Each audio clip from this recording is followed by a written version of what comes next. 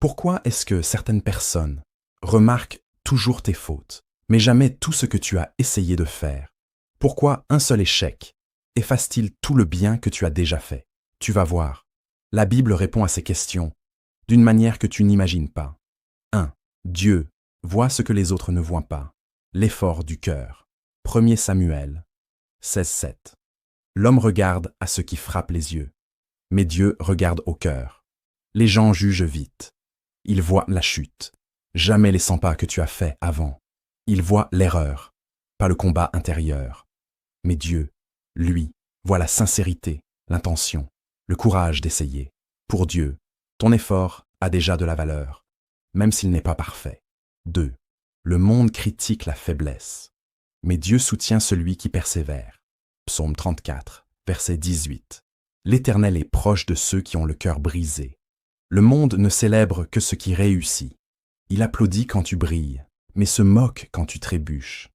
Dieu fait l'inverse. Il reste près de toi dans les moments où tu penses ne plus suffire.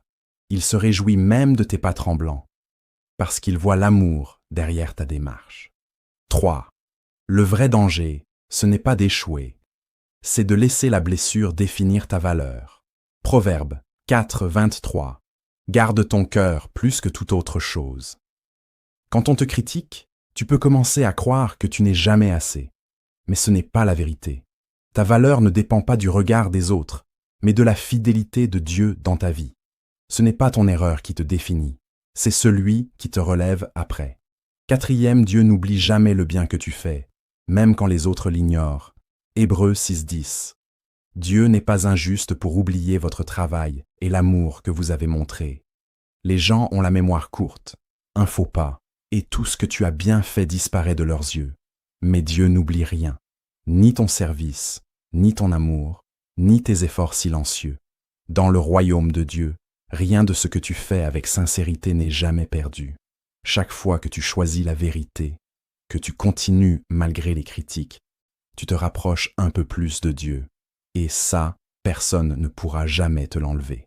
Si ce message parle à ton cœur, écris « Dieu garde mon cœur » et partage-le à quelqu'un qui se sent toujours pas assez. Veux-tu aller plus loin dans ta foi? Rejoins notre groupe d'études bibliques en ligne. Écris-moi sur WhatsApp ou clique sur le lien dans ma bio. Que Dieu te bénisse.